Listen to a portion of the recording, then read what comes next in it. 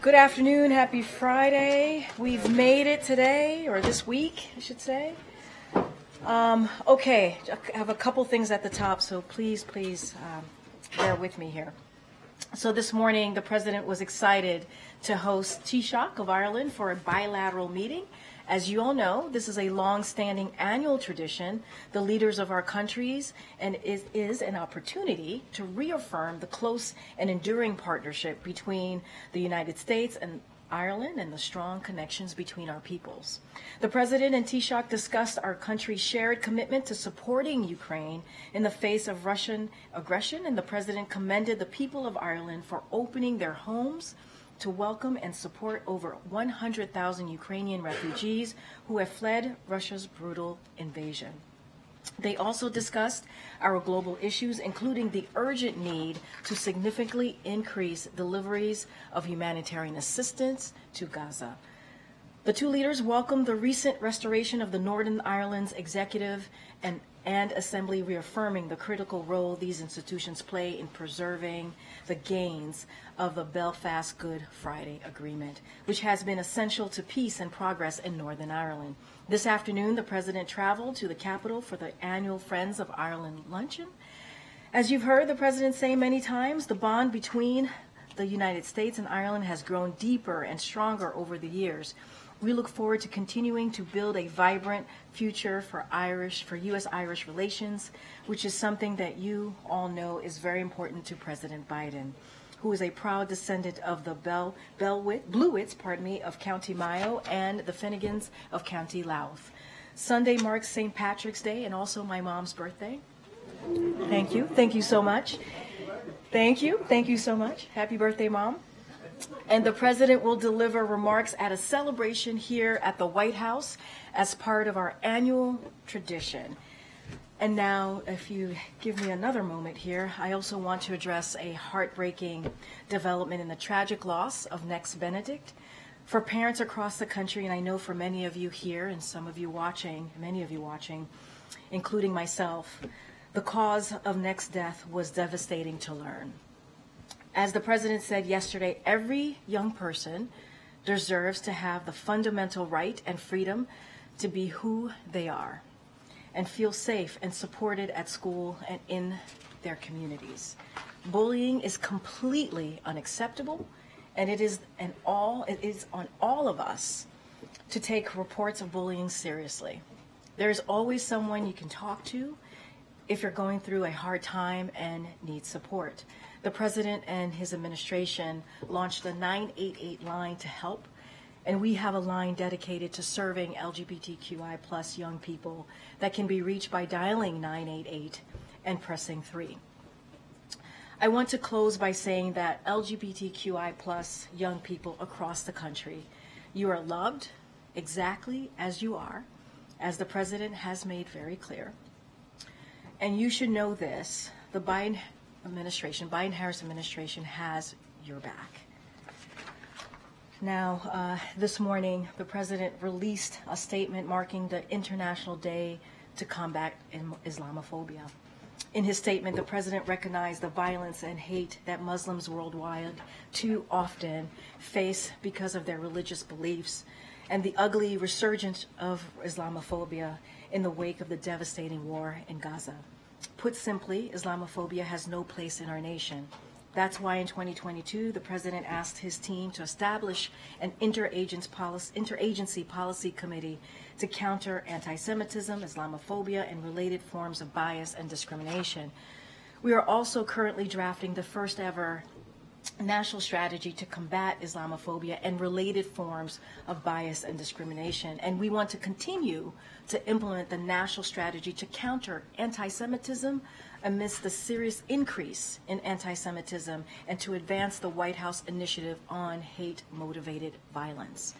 Put simply, we are taking concrete steps to make real for all Americans the promise of America.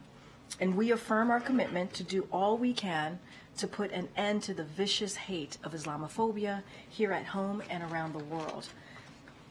Now, for more than a year, the United States has engaged Haitian stakeholders across the political spectrum, CARICOM, and other international partners to support Haitian-led efforts for a peaceful transition of power. Since February 29th, the urgency of the support for Haitians has increased because gangs have escalated violence, exacerbating the humanitarian, security, and political situations.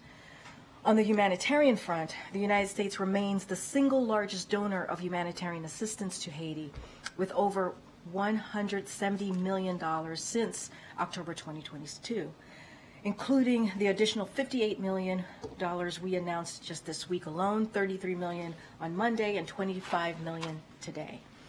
With our assistance, UN agencies and NGO partners provide life-saving assistance to more than 1.5 million Haitians. On the security front, we are urgently mobilizing support we and the international community can immediately provide the Haitian National Police to help them restore security. We are working expeditiously with international partners and Congress to expedite the deployment of the Kenyan-led multinational security support mission, to which we have contributed a total of $300 million to bolster the HNP's capabilities. That's the Haitian National Police.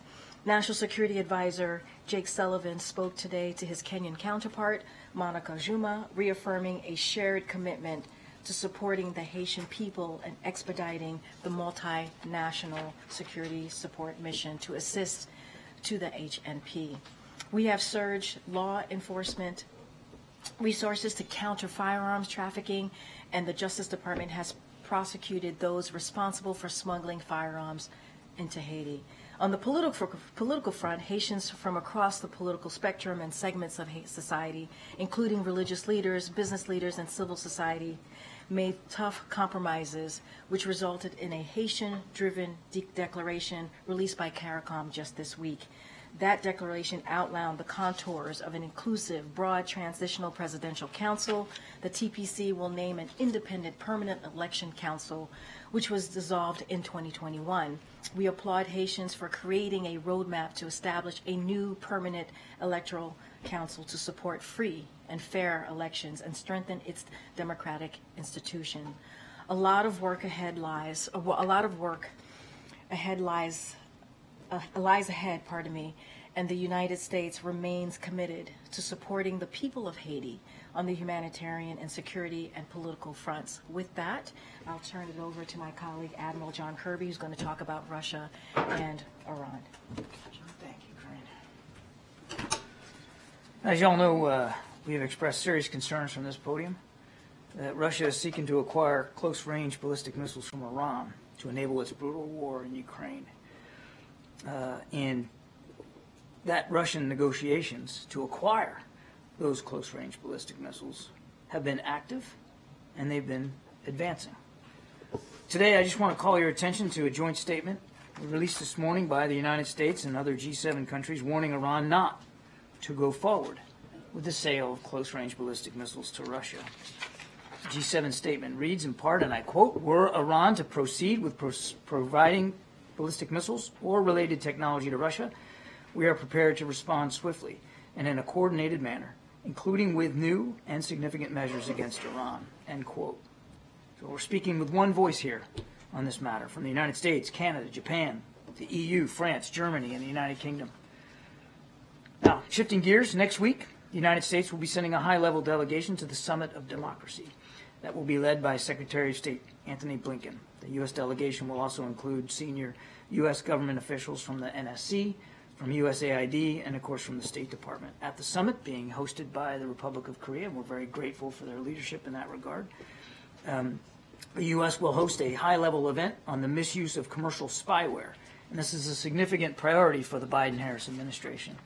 Our event will, for the first time, convene some of the most senior government officials around the world, with those from civil society, from the private sector, and even from those who have been directly affected by the nefarious effects of commercial spyware. We're looking forward to the conversations at the summit and to continuing the important work of strengthening democratic resilience worldwide. Thanks. Thanks. John, can you say anything more specifically on what possible sanctions would be levied I'd heard maybe they were mulling flights. I don't know, banning flights. I know you're going to say no, but just if you can. No.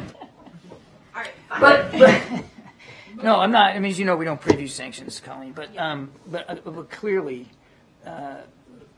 we're looking at a range of options here, and without question, additional sanctions would be on the table of those options.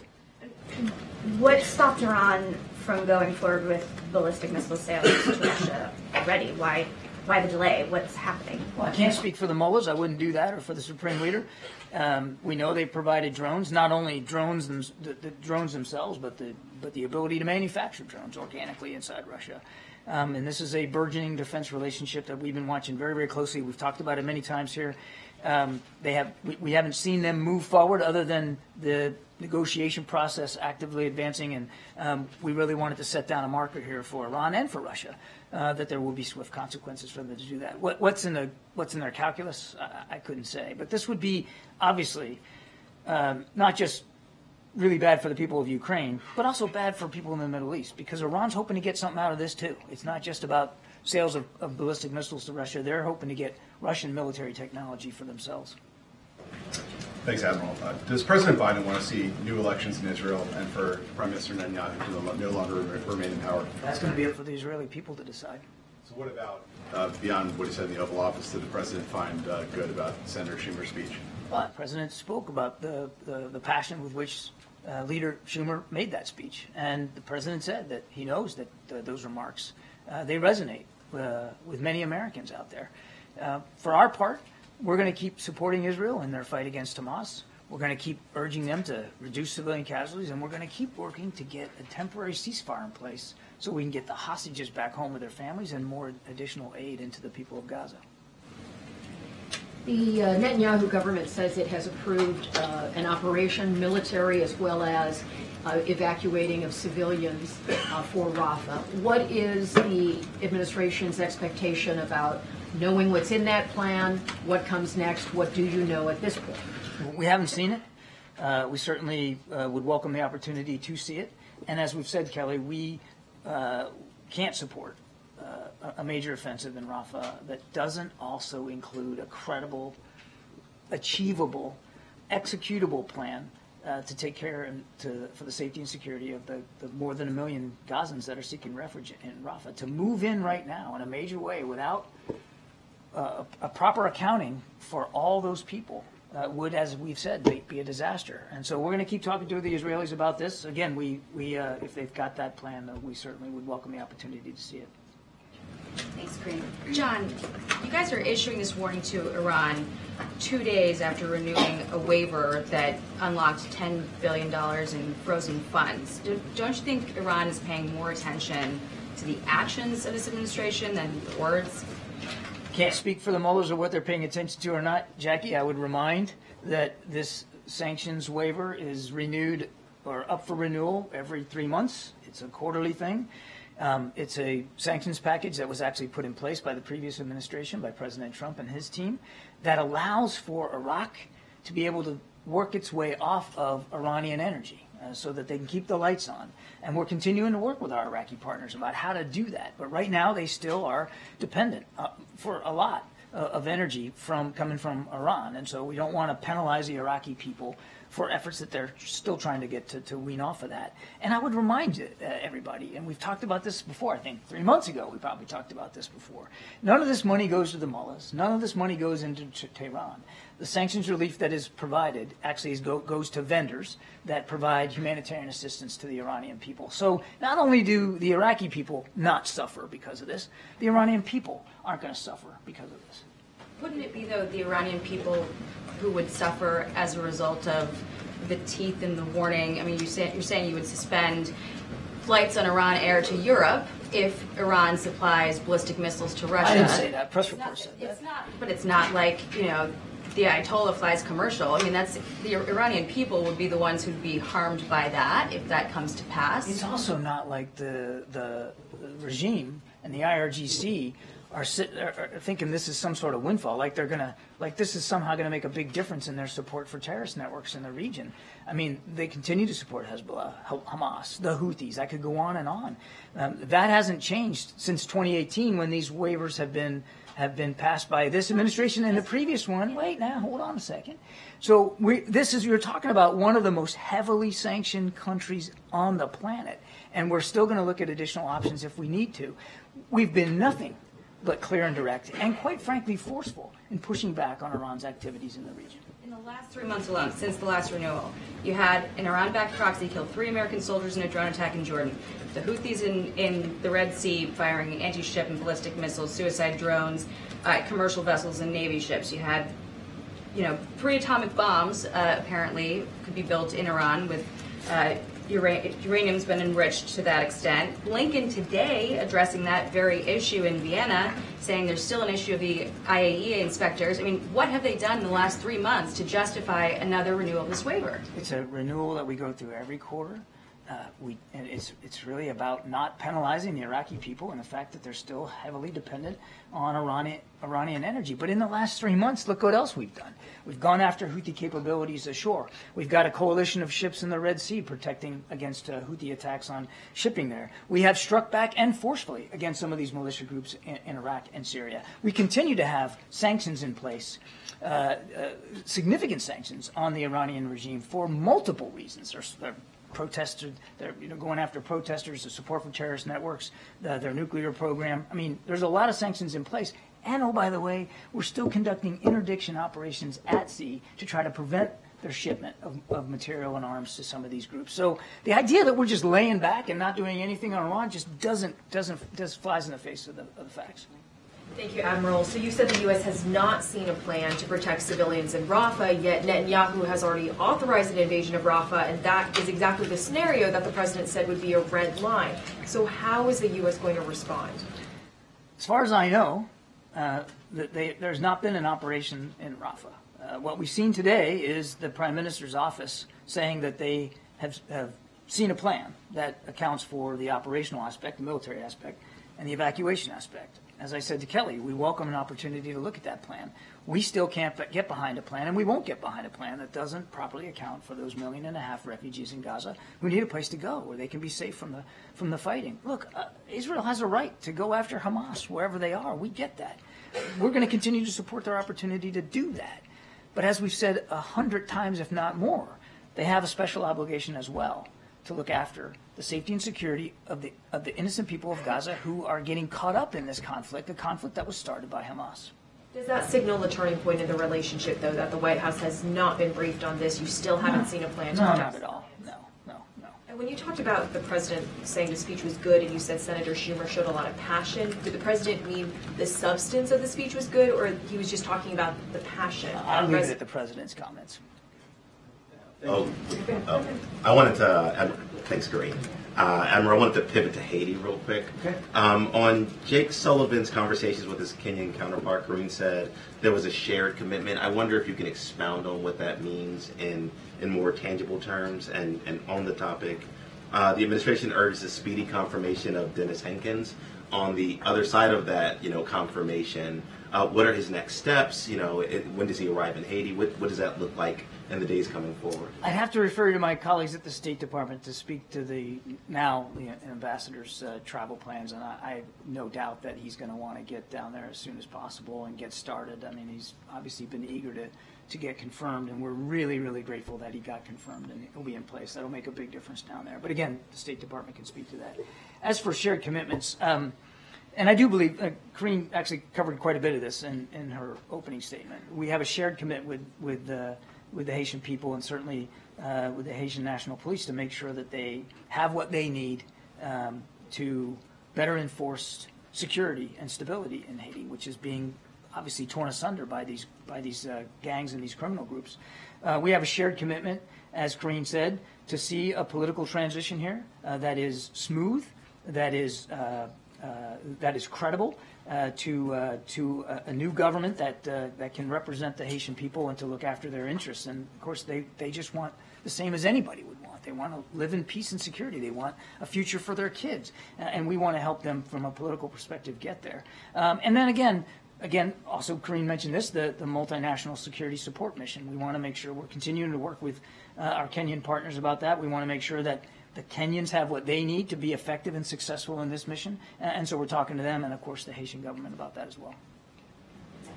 Thanks. John, what is the White House view of the latest Hamas proposal, which is 700 to 1,000 Palestinian prisoners, including 100 hardened prisoners, in exchange for women, children, the elderly, and ill hostages? I would say the proposal that was put forward is certainly within the bounds of, in broad brushstrokes, within the bounds of the deal that we've been working on now for several months. I don't want to go into more detail than that, Nancy, because I don't want to negotiate here in public. The fact that there's another delegation now heading to Doha, the fact that this proposal's out there, that there are conversations about it, that's all good. That's all to the good. Now, whether it ends up looking like that, I don't know. That's what the team will work on, and we'll stay engaged. That's interesting because the Israeli Prime Minister called it unrealistic. But from the White House point of view, do you think that that's in the range? We think it's in the broad brushstrokes of the deal that we've been talking about. But the devil's in the details, and as I said before, nothing's negotiated until everything is negotiated. And without getting into the specifics of these press reports, I can just tell you that we're glad that the conversations are going. More broadly, do you believe, it sounds like you're saying that things are moving in the right direction? In general, we think, look, the fact that we still have active conversations and now another chance to meet in Doha, that's all to the good. Now, I know for the families out there, it's just another set of agonizing days to wait, and we understand that too. So I don't want to, we're cautiously optimistic that things are moving in a good direction, but that doesn't mean that it's done, and we're going to have to stay at this till the very, very end. Admiral, I just go back to Iran. Maybe I didn't hear correctly, but those close-range ballistic missile, does the administration think would be used in Ukraine by Russia? Is there any recent evidence that Iranian weapons have been used in the war in Iran, in Ukraine? Drones. Heck yeah. Drones by the hundreds. Iranian drones have been used to kill innocent Ukrainians and hit Ukrainian infrastructure, to hit Ukrainian defense industrial base. Absolutely. Yes, Iranian weapons have been used in Ukraine without question.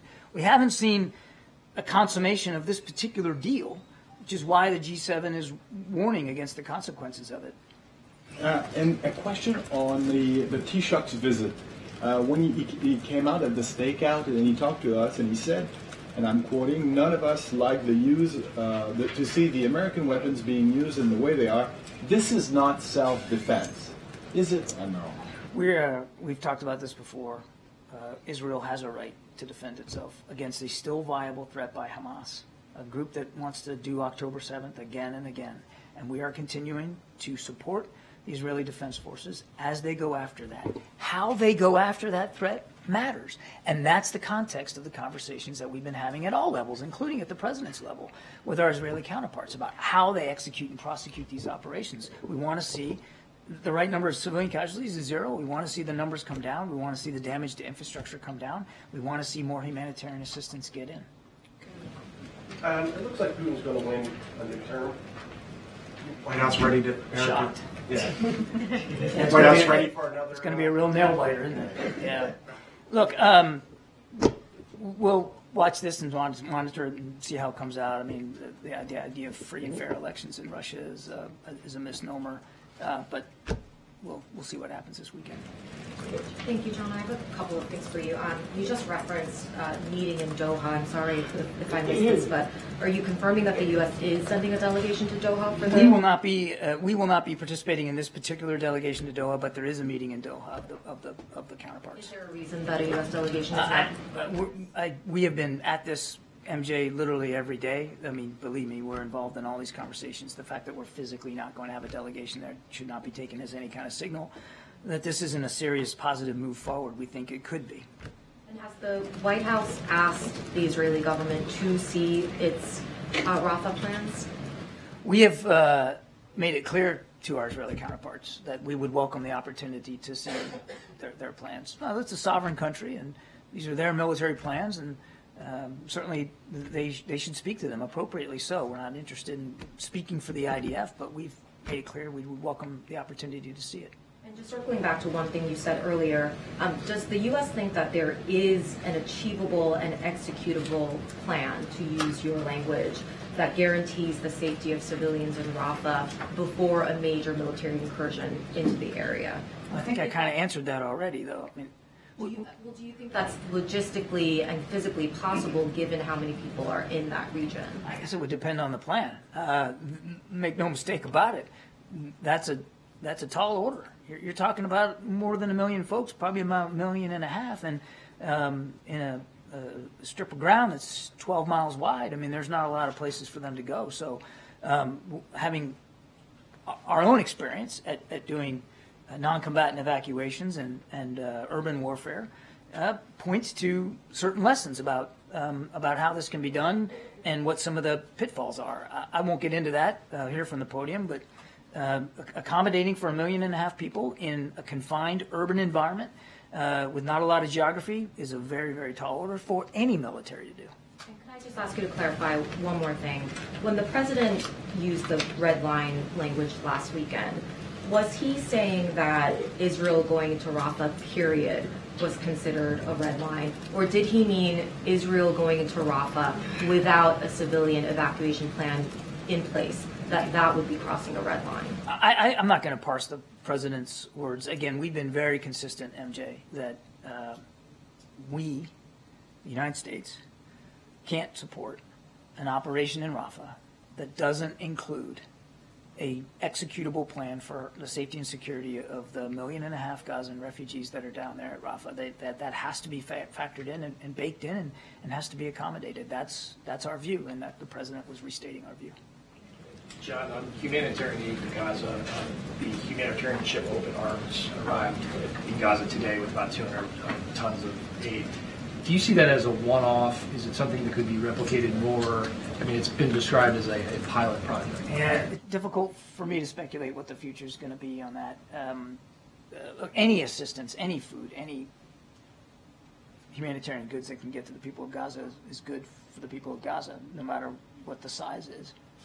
But we're constantly looking for multiple opportunities to get it in. I mean, well, obviously, still the Israelis opened up the 96 gate. There are other crossings into Gaza. We would like to see them open up because trucks by the ground is the best way to do this by volume. We're working on this temporary pier that could allow for additional shipments by sea. There's just no really good port on the Gazan coast.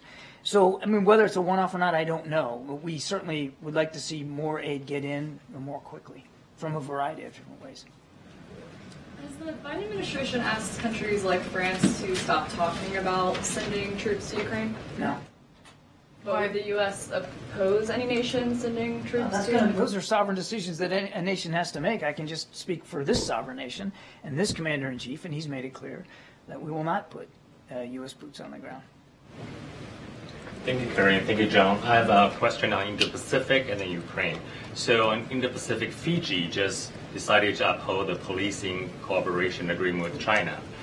We know the Biden administration has been working with the Pacific Islands for a few years right now, but it seems that country is still cozy with China. Is the United States losing the competition over there? We don't ask countries to choose between us and China. They got to make their own decisions. These are sovereign decisions as well. We are deepening our partnership with Pacific Islands countries, and we're going to continue to do that across a range of capabilities, not just military security capabilities, but each nation has to decide for itself. We are not asking people to choose between the United States and China. We have a bilateral relationship with China, which we greatly value, and as you saw in the fall when we went to San Francisco. Regarding the allies in the Indo-Pacific, we know Japan, of course, is a trustworthy ally. We're also seeing President Biden seems to be opposing the Japanese company Nippon Steel to purchase the U.S. steel. So if Japan is not trustworthy enough to invest in the United States, who else is? The relationship with Japan is extraordinarily strong. It's one of the strongest alliances we have in the world. 5 of our 7 treaty alliances are in the Pacific, and that's a key one. And I think you're going to see it. You're going to see the power and the promise of that alliance in full flower here when Prime Minister Kishida comes for the state visit. There is an awful lot to talk about. The President has also been clear about making sure that steel workers in this country know that he has their back, and he made his views known on this potential merger. But that doesn't take away one bit from the terrific relationship that we have now and will continue to have with Japan. Ukraine, at least 20 people were killed and dozens injured in Russian double strike on Odessa. What can the United States do to ensure Ukraine that needed air defense capabilities going forward, given right now the Congress situation? Your question should have been, what can the Congress do to ensure they can pass the supplemental bill so we can get critical air defense capabilities to Ukraine? Thank you, Karine.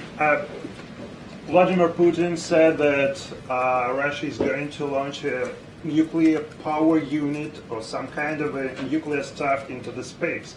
So should the United States take it seriously as a serious threat, and are there any ways to deter Putin in space? I haven't heard that particular comment, so I can't. I haven't heard him. I haven't heard that actually been said. But just broadly speaking, your question is, do we take it seriously? Yeah, obviously we do. I mean, the nuclear rhetoric coming out of Moscow, not just from Putin, but from Lavrov and Peskov and others, is worrisome, and you have to take it seriously with a nation with that kind of capability. I would just tell you a couple of things. One, we monitor it very, very closely, and we've seen nothing that has caused us to believe we need to change our own strategic deterrent posture. All right, just a couple more. Thank you. Congress is still debating raising the cap on visas for Afghan allies, many of whom are still waiting to get into the country and waiting in pretty inhospitable places. What's the administration's position on the number of visas that the president would like? Included Republicans are trying to keep it down under 4,000. And if they don't get this into the upcoming appropriations bill, is there a plan B? I think I talked about this a little bit yesterday. We think that by end of summer, we'll probably, at the rate we're processing SIVs, we'll blow through the 7,000 we have left, and we're asking Congress for 20,000 more. And we think that will really be able to help us get all those worthy SIV applicants safely out of Afghanistan. How hard is the president willing to fight for that 20,000 number? He has been clear since the beginning. We may have ended the war in Afghanistan. We never ended our commitment to our Afghan allies. He is 100% committed to doing everything he can, and the rest of the administration as well, on working with Congress to get those SIV visa allowances in place so we can get those Afghans back out of Afghanistan. Thank you so much. A question about the Houthis. They have warned that they will expand their operations and start attacking the ships taking the longer route, the one going around the Cape of Good Hope. So how serious is this threat in your view? And also, how actively is Iran supporting the Houthis right now? They're still supporting the Houthis. They're still providing all the capabilities. We keep working to degrade those capabilities, and we take those threats seriously. We have to. Thanks, Karine. Thanks, Admiral. There's a report that Israel is exploring using an international private security contractors to try and help protect international humanitarian aid going into Gaza. Is that something that the U.S. would support? First of all, that would be up for the Israelis to speak to about how they might want to help with the security of humanitarian assistance that comes in by sea and then further distribution inland. Again, that would be something for them to speak to. What I can tell you is that, as you know, we are already starting to move the first components of this temporary pier. It's called a joint logistics over the shore capability. And those are just starting to move from the East Coast over there. It's going to take some time to get in place. And while we have that time before they get to place, we are working with allies and partners, including the Israelis, about the details of how that temporary pier will be supported, how the aid that gets to the pier and gets to the people of Gaza, how that happens. All of that is still being discussed. We're not at a point where we have final answers for that. And then just to follow up on MJ's question, you said that you would welcome the opportunity to review this, but is it your expectation that you will get that opportunity to see this? We would welcome the opportunity to see it. Good, Phil. Thank you, Karine. This week, the Russian Foreign Ministry included Jeff Selden, a VOA reporter, in its latest round of sanctions. And earlier this month, the Russian Interior Ministry issued an arrest warrant for Washington Examiner columnist Tom Rogan, who is a U.S. citizen. What's the administration's response to this effort by Moscow to intimidate and target U.S. journalists? Sadly, it's consistent with the Kremlin approach to particularly journalists, and the crackdown by the Kremlin on free speech and speech, in fact, that Mr. Putin finds offensive or inimical to his own selfish interests. So it's I think, just another reminder, and I think it underscores, first of all, the danger to Americans who may be in Russia and the need not to be there, but also the real danger of an autocrat like Putin and what he's really after here. Thanks, sir. Raquel, you have the last question. Thank you so much, Karine. Hi, John. Two questions, John. One on the Russian election, including those that are taking place in Ukrainian territories. Which are illegitimate. Will the United States recognize these No, results? of course not. No. And on Haiti, as you were saying, the White House is ready to support the transition in Haiti. But how can the U.S. help with this transition, or how effective can be the help, the $300 million be effective when it's not even clear who is in control? Yeah. And is the White House concerned that the gangs could take over the country? Well, the gangs already have an awful lot of influence and power in certain places, particularly Port-au-Prince. There are parts of the country that are not suffering the instability that these gangs and criminal thugs are perpetrating on the Haitian people. How much more? I mean, again, as Karine said right at the top, we're very committed to this, and we're going to stay committed to it. And we just announced another $25 million today in humanitarian assistance, and I suspect you'll see more coming from the United States. Not just from us, though, but from some of our allies and partners as well. The situation on the ground is dire. We understand that, and we're doing everything we can to support a truly international effort to better improve security and stability for the Haitian people. But it could take some time. We're going to stay committed to it. Thanks, Evan. Thank you so much. Thank you. New map. All right, Colleen, what you got? So Speaker Johnson has said that he would be willing to put forward Ukraine funding, Israel funding, once the shutdown situation is ended. I wondered if he has communicated that to the White House, if that's the White House's understanding, and how you think the proceeding will be. So obviously we've seen those reports, and I'll say this, we've said repeatedly the House needs to move forward at the bipartisan national security supplemental, which, let's not forget, passed in overwhelming fashion in the Senate, and they need to put that on the floor. We know that if they put that on the floor, if the Speaker puts that on the floor, it would get overwhelming bipartisan support. We need to make sure that we continue to stand with Ukraine as it defends against Russia's brutal invasion. We have to continue to do that, to stand with them, to stand as they're fighting for their democracy, as they're fighting for their freedom. And it is, Ukraine is losing ground. You've heard us say this before. You've heard this from NSC. You heard it from my colleagues. They're losing ground on the battlefield because Congress is not taking action. And so we need them to move. We need them to put that on the floor. We need that to happen as soon as possible. And we're going to continue to be very clear about that. What happens, as American support for Ukraine funding continues to sort of degrade? What else can the White House do to articulate the importance of it? Look, we're going to continue to speak to it. But here's the thing. In Congress, there's bipartisan support. There's overwhelming bipartisan support. We saw that in the Senate, and we know that to be true, to be a fact in the House. That's what we know. And so we have to, the President understands the important role that Americans play. We, as United States of America, we play a leading role in making sure that we're continuing to fight for democracy. And the President will speak to that directly to the American people, as he has in the past 2 years. We know, history shows us what happens if we do not stop a dictator. It shows us what happens. We know where we can end up. And so, and we understand, Americans understand that. They're smart enough to get that. And so Congress needs to move. They need to act. Their inaction is, leading to Ukraine losing ground in the battlefield. We heard that from the CIA director, the Big Four, when they were here meeting with the president. They heard that directly from the CIA director. It is unfortunate that the speaker is putting politics ahead of what our role should be, which is fighting for democracy and making sure that Ukraine has what they need for them to fight for democracy.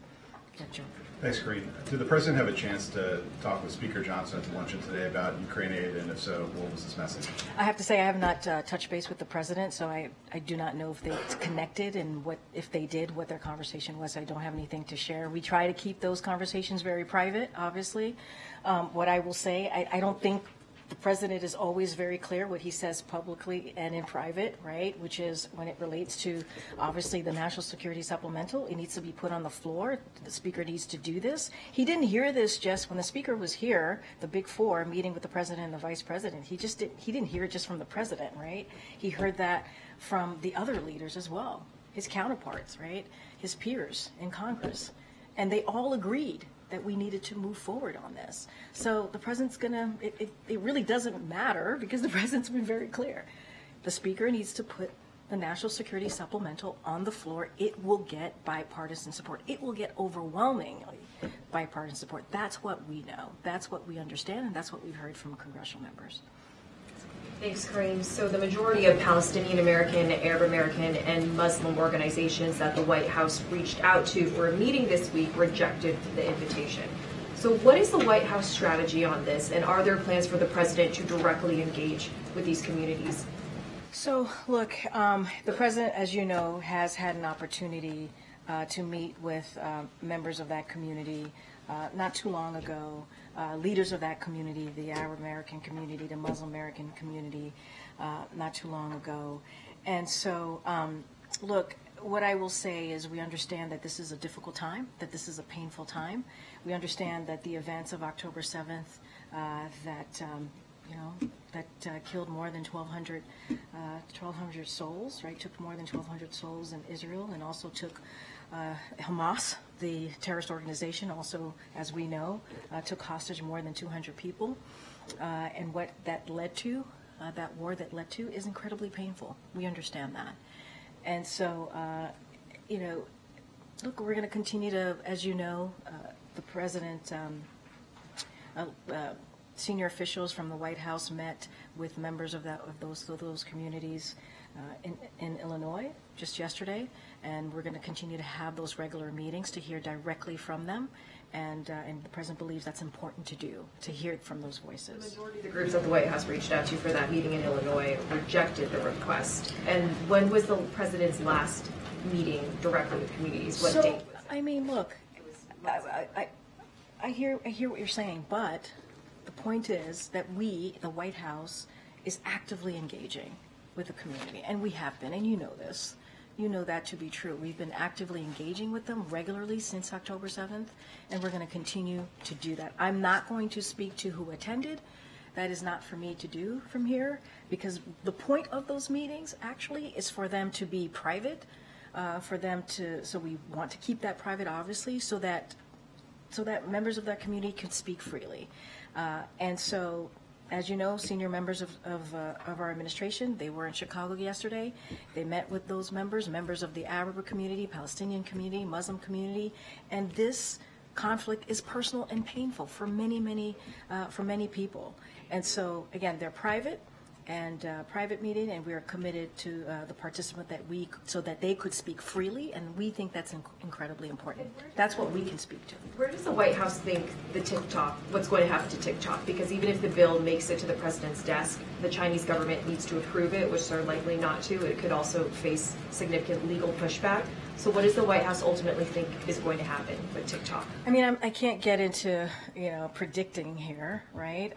What we have been very clear about is this bill is important, and we welcome this step in ongoing efforts to address the threat posed by certain technology, right? Services operating in the United States these services put Americans' data at risk. You heard the National Security Advisor, Jake Sullivan, speak to this on Tuesday. It is important for us to have an understanding, right? where this American data is going. Do they live here or do they live in China, for example? He said that, right? Is their ownership here or is it in China, for example? And so those are really important. And so that's why we welcome that bill. This isn't a divestment bill. It's not a ban. I'm not going to get into hypotheticals here. It's going through the process. We're going to offer technical support as it moves, obviously, from the House into the Senate.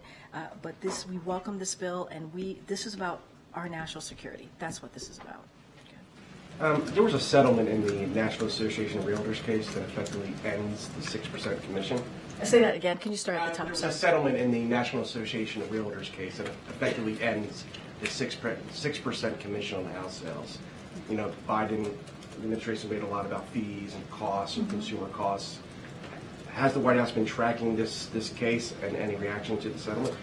So I can't speak to the settlement. Obviously, you're talking about junk fees and how important it is that we... Yeah, I'm not calling this a junk fee. I'm just saying that you guys have been focused on consumer fees, consumer costs. Yeah. This is kind of in line with those things. We're seeing that effectively the 6% commission is going away. Look, I'm going to be very careful because I don't know much about this case, so I don't want to speak to this case, but I can speak more broadly to what the president has tried to do, right? He's trying to make sure that consumers don't get taken advantage of by corporations. He's made that very, very clear. That's why we speak to junk fees. That's why there's a competition council, and that's why we try to find out ways to save Americans money.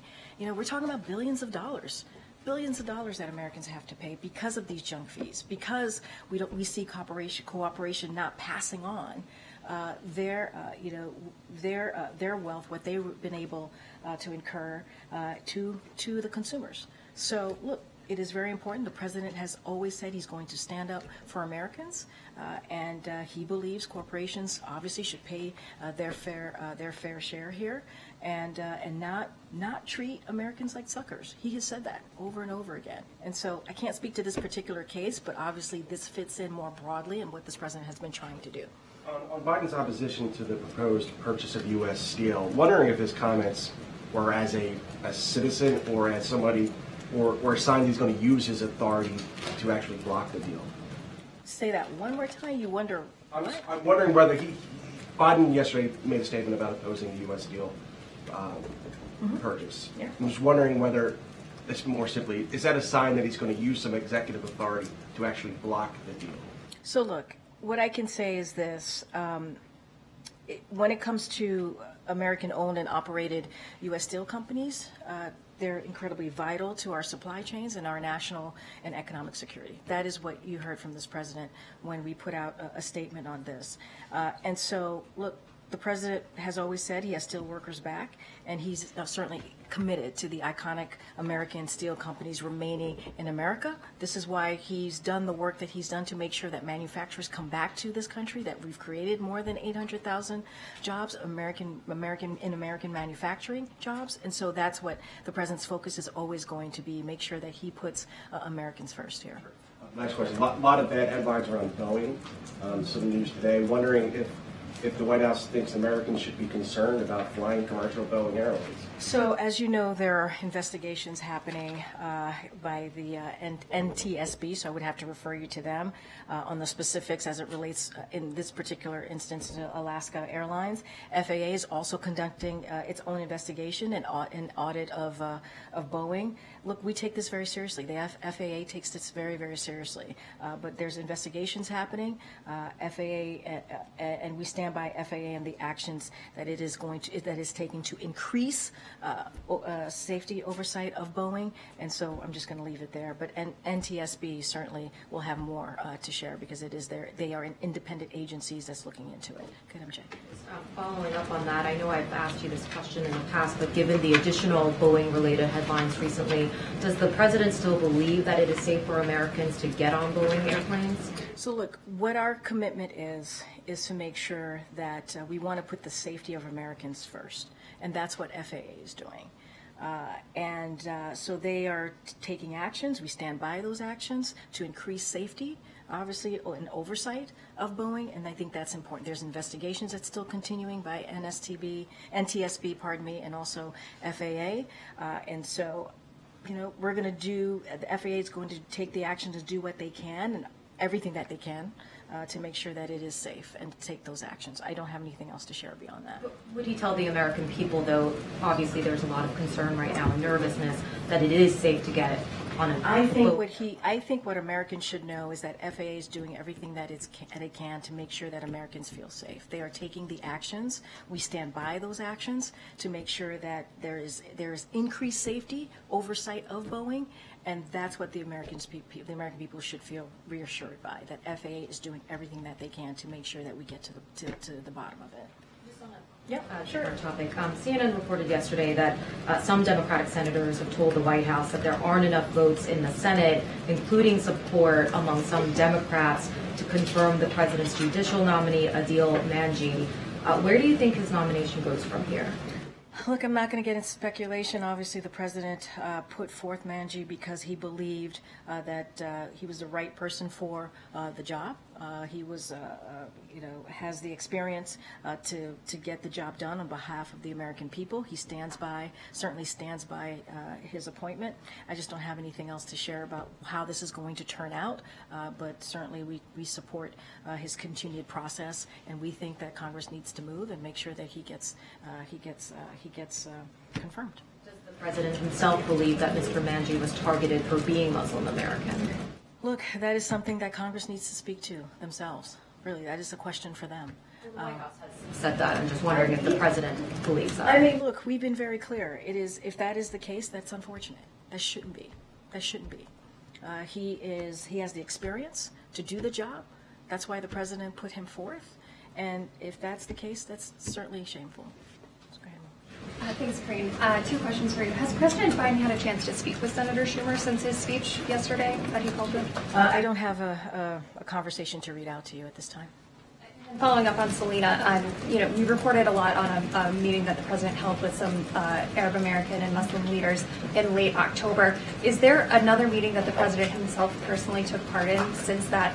I don't have another meeting to read out to you, but look, I think it's important that senior officials in the White House have had regular meetings with the communities, right? With the Arab community, Muslim community, and Palestinian community. I think that's important that we continue to hear directly from them. We want to hear what they are feeling, how they're feeling about the situation. We understand that it is incredibly painful for them, and so we're going to continue to keep those lines of communication open.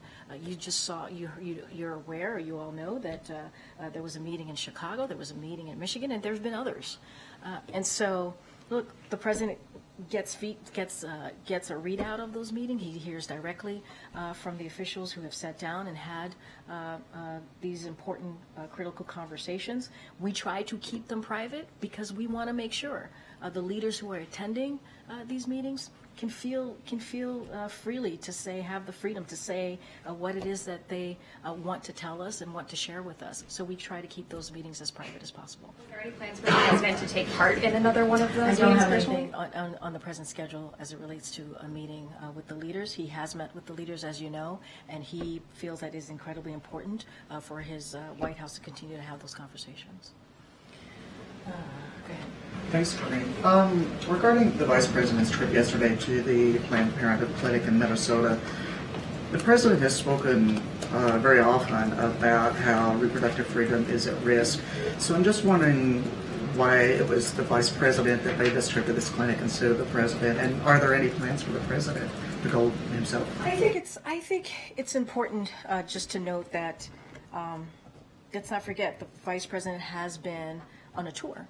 Right, she's been on a tour around the country since the beginning of this year to go to important critical states to talk about what we're seeing, to talk about what extreme Republicans are doing across the country in these state legislatures, right? Trying to take away a woman's right to choose, reproductive rights.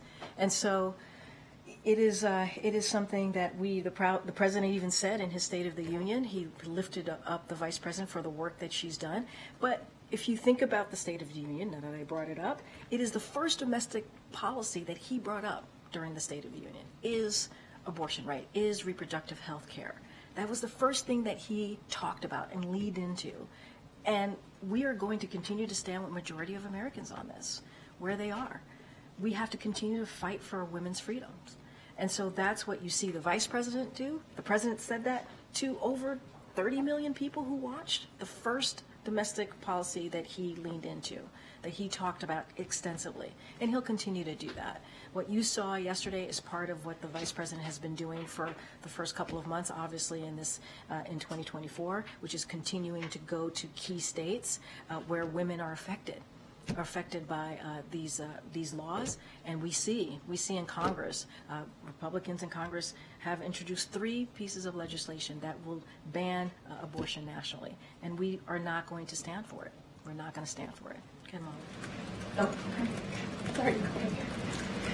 Sorry. On Monday, the Supreme Court is set to hear oral arguments in Murphy versus Missouri, which argues that the administration kind of overstepped and coerced social media companies into taking down posts. I'm wondering if you all are worried about what this case might mean for your ability to communicate with social media companies in the future. So I'm going to be really mindful here. I'm going to refer you to Department of Justice and their briefing of this case, and that's why I'm going to have to leave it for now.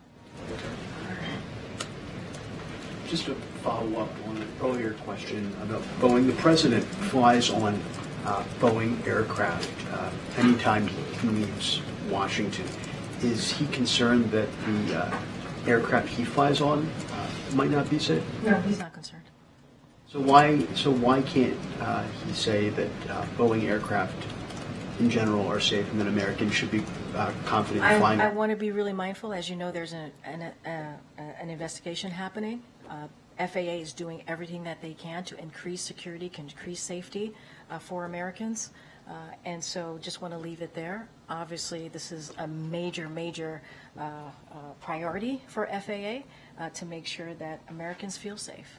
And so that's going to be his focus. Go ahead, Ed. Yeah, thanks, Karine.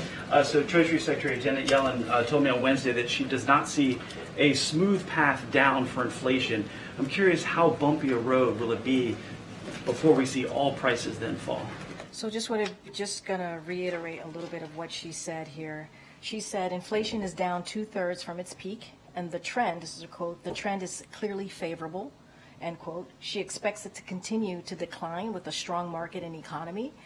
And also want to remind you what caused inflation. We know that inflation was caused by supply chains that broke down because of the pandemic, Russia's war on Ukraine. We know that caused oil prices to skyrocket. Our economy was disrupted by so many ways because of the pandemic.